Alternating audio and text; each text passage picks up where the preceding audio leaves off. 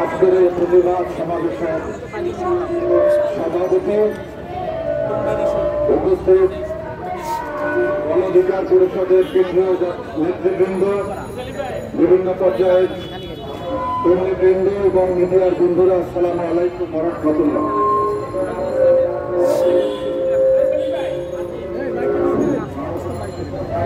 আসলে আজকের এই বিষয় নিয়ে আমাদেরকে কথা বলতে হবে। আওয়ামী কাউন্সিলরদের পুনর্বাসন নয়, এই প্লে কার্ড নিয়ে প্রেস ক্লাবের সামনে দাঁড়াতে হবে। এটা আমরা কল্পনা করি নাই। বিগত 5ই আগস্টে যে সমস্ত ছাত্র জনতা জীবন দিয়েছে, নিজেদেরকে উৎসর্গ করেছে, আজকে অবস্থা দৃষ্টে মনে হচ্ছে এর অন্তর্বর্তীকালীন সরকারের উপদেষ্টারা এবং এই সমন্বয়করা বেইমানির দিকে চলে যাচ্ছে। সংগ্রামী বন্ধুরা, আমার পরিষ্কার কথা, আমরা ঘরের ভিতরে ঘুমিয়েছিলাম না। আজকে শুধুমাত্র এই সমন্বয়করাই আন্দোলন করেনি, এই আন্দোলনে আমাদের অবদান রয়েছে। আমরা সশরীরের সপরিবার নিয়ে রাজপথে ছিলাম। বিগত 14 সালের নির্বাচনে আমরা অংশ নেইনি। উত্তমার্কা নির্বাচন হয়েছিল, সেই নির্বাচনে দেশের কোন জনগণ অংশ নেয়নি। 2018 সালে পিরোজপুর 2 আসনে আমি নিজে ধানের শীষ মার্কায় নির্বাচন করেছি। আমরা দেখেছি দিনের ভোট রাতে চুরি করা হয়েছে। 24 সালে বাংলাদেশে কোন রাজনৈতিক দল নির্বাচনে অংশ নেয়নি। এই বিগত নির্বাচনগুলোতে যারা সিটি কর্পোরেশন, যারা ইউনিয়ন পরিষদ, যারা উপজেলা পরিষদ, যারা জাতীয় সংসদে নির্বাচিত হয়েছে, তারা হচ্ছে আওয়ামী লীগ, যুবলীগ, ছাত্রলীগ, স্বেচ্ছাসেবক লীগের নেতা কর্মীরা। আজকে তাদেরকে পুনর্বাসনের জন্য আজকে একজন সমন্বয়ক সার্জিস আলম, আপনি বলেছেন আপনাদেরকে সহযোগিতা করলে তাহলে আপনারা তাদেরকে পুনর্বাসন করবেন। তাহলে আওয়ামী লীগের অপরাধ কি ছিল? শেখ হাসিনা তো প্রশ্ন করেছিল আমাকে সরে যেতে হবে কেন, আমার অপরাধ কি? আজকে আপনারা আওয়ামী ব্যবসায়ীদের কাছ থেকে টাকা নিচ্ছেন, আওয়ামী লীগের এমপি মন্ত্রীদেরকে দেশ থেকে পালিয়ে যাওয়ার জন্য আপনারা টাকার বিনিময়ে তাদেরকে ভারতে পালিয়ে যাওয়ার সুযোগ করে দিচ্ছেন।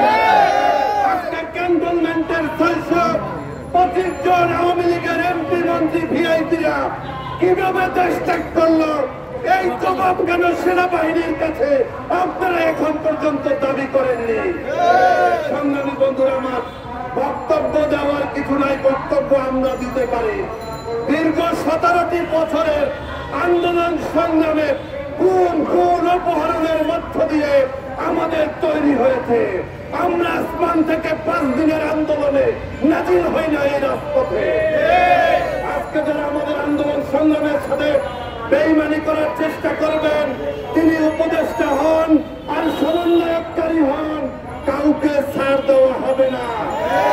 আমরা দেখেছি বাংলাদেশের ইতিহাসে রাষ্ট্র ক্ষমতায় যারা থাকেন তারা নতুন নতুন দলের আবির্ভাব ঘটাতে চান।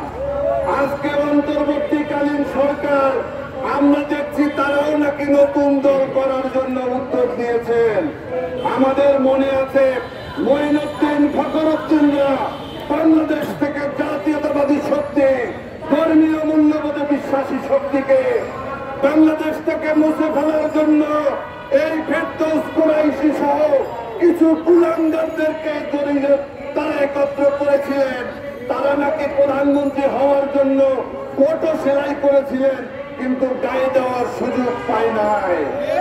আজকে যে সমস্ত সমন্বয়করা এই অনিলেবের প্রেতাত্মাদের ফাঁদে পড়েছেন, নতুন নতুন দল করার চেষ্টা করছেন, রাষ্ট্রীয় গাড়ি বাড়ি থেকে শুরু করে রাষ্ট্রের টাকা খরচ করে যারা দল তৈরির জন্য উদ্যোগ নিয়েছেন, তাদেরকে স্বাগত জানানোর সুযোগ নাই। সংগ্রামী বন্ধুরা, আমার লেবার পার্টির অফিস ভাড়া 20,000 টাকা দিতে দাঁত ভেঙে যায়।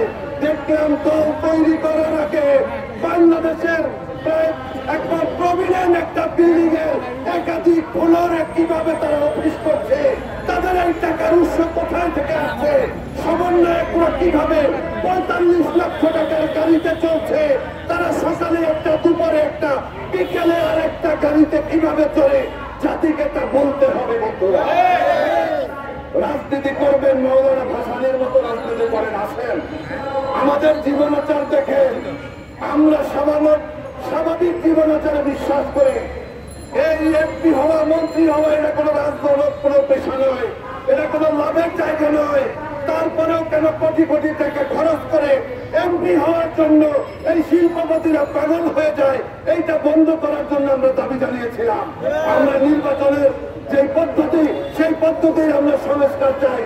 আমরা এই সরকারকে বলতে চাই, অতি দ্রুত আপনারা বলেন আগামী 6 মাসের মধ্যে নির্বাচন সম্ভব, তাহলেই সম্ভব।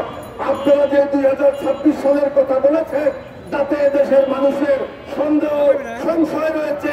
আপনারা হয়তো 2026 সালে গিয়ে আবার বলবেন আপনাদের সংস্কার শেষ হয় নাই, আপনাদের আরো 2 বছর দরকার। যার কারণে এই সমস্ত চালাকি করলে তার চালাকি তা কিন্তু আপনারা টের পাবেন। সবাইকে ধন্যবাদ। বাংলাদেশ জিন্দাবাদ, বাংলাদেশ লেবার পার্টি জিন্দাবাদ, গণ অধিকার পরিষদ জিন্দাবাদ।